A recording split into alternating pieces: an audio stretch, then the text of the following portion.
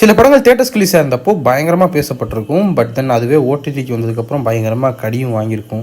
இப்போ ரீசெண்ட் டைமில் அப்படி ஒரு படம்னா கண்டிப்பாக பிரேமலுவை சொல்லலாம். பிரேமலுவை பற்றி பேசுகிறப்போ பிரேமலு ரிலீஸ் ஆனால் கொஞ்ச நாளே ரிலீஸ் ஆன ஒரு படம் தான் மஞ்சு மேல் பாய்ஸ். அஃப்கோர்ஸ் அந்த படம் எந்த அளவுக்கு பேர் வாங்கிச்சு, எவ்வளோ கலெக்ட் பண்ணிச்சுன்னு உங்கள் எல்லாருக்கும் தெரியும். நான் அந்த படத்தை அந்த ஒரு நல்ல வேர்ட் ஆஃப் மவுத்தில் அந்த படம் பிக்கப் ஆகிறதுக்கு முன்னே பார்த்துருந்தேன்.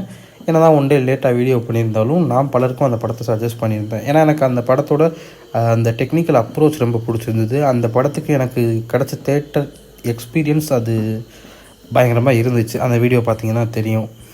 அவ்வளோ என்ஜாய் பண்ணி தேட்டரில் பார்த்த ஒரு படம். இப்போ ரீசெண்டாக ஒரு 3 நாள் முன்னாடி தான் ஓடிடிக்கு ஹாட்ஸ்டாரில் ஆக்சுவலாக வந்திருக்கு படம். நான் இப்போ தான் திரும்ப உட்காந்து பார்த்தேன். ஆக்சுவலாக எனக்கு ரொம்ப நாள் அந்த சந்தேகம் இருந்தது. ஏன்னா சொன்னது போல் பல படங்கள் ஒரே ஆடியன்ஸ் தான். அதே ஆடியன்ஸ் அதாவது தேட்டரில் பார்க்குறப்போ அவங்களுக்கு கிடச்ச அந்த எக்ஸ்பீரியன்ஸ் ஓடிடியில் பார்க்குறப்போ இல்லைன்னு சொல்கிறவனையும் நான் பார்த்துருக்கேன். புதுசாக ஓடிடிக்கு பார்க்குறவன் அது தேட்டர் ரிலீஸ் இருந்தப்போ பார்த்துருக்க மாட்டாங்க. ஓடிடியில் தான் ஃபஸ்ட் டைம் பார்ப்பாங்க. பார்த்துட்டு இந்த படத்துக்கு இவ்வளோ ஹைப் பண்ணாங்க அப்படிங்கிற மாதிரி பேசின ஆடியன்ஸையும் நான் பார்த்துருக்கேன். இந்த ரெண்டாவது சொன்ன ரகம் நான் பெருசாக அனுபவிச்சது ஹனுமான் படத்துக்கு தான். ஹனுமான் படமும் தேட்டரில் பார்த்துருப்பேன். அந்த படம் நல்லா இருக்குன்னு நான் வீடியோ பண்ணியிருப்பேன். என்கிட்ட கேட்டவங்ககிட்ட நல்லா இருக்குன்னு நான் சஜஸ்ட் பண்ணேன்.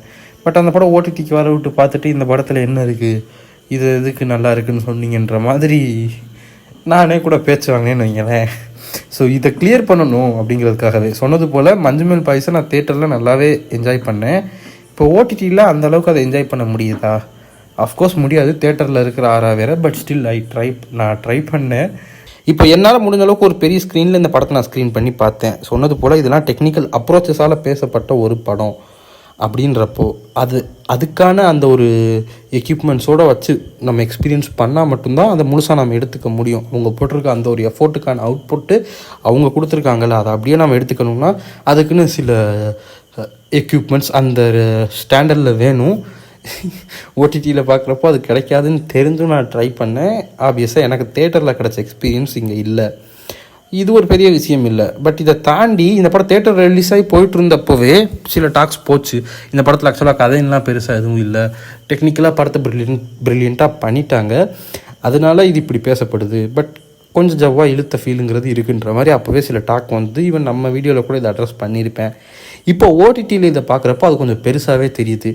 தேட்டரில் பார்த்தப்போ நம்மளை மெஸ்மரைஸ் பண்ண வச்சுட்டாங்க. அதனால் அது ஒரு பெரிய விஷயமாக நமக்கு படலை. பட் இப்போ ஓடிடியில் பார்க்குறப்போ என்னதான் இவங்க அந்த ஒரு சின்ன கதைக்குள்ளே நடக்க போகிற விஷயங்களுக்கான எலிமெண்ட்ஸை ஆரம்பத்தில் அவங்க ஸ்டேஜ் பண்ணால் கூட அந்த போர்ஷன்ஸ் கொஞ்சம் இழுக்கிறாங்களோ ஜவ்வா அப்படிங்கிற ஒரு ஃபீலிங்கிறது வருது. அண்ட் ஓவராலாக படம் பார்த்து முடிஞ்சதுக்கப்புறம் கண்டிப்பாக இதுக்கு பேசப்பட்ட அளவுக்கு ஒருத்தான ஒரு படம் தான். அவங்களோட அந்த டெக்னிக்கல் இம்ப்ளிமெண்டேஷனுக்கு அது எல்லாத்துக்கும் அவங்க அதை புல் ஆஃப் பண்ணதுக்கு அஃப்கோர்ஸ் ஒருத்தான ஒரு படம் தான். ஆனால் இதை விட பெட்டரான படங்களே அதுக்கு முன்ன பின்ன டைமில் வந்துட்டு தான் இருக்குது. ரிலீஸ் ஆகிட்டு தான் இருந்தது அப்படிங்கிறது இப்போது இந்த படத்தை ஓடிடியில் பார்த்தப்போ எனக்கு தோணுச்சு.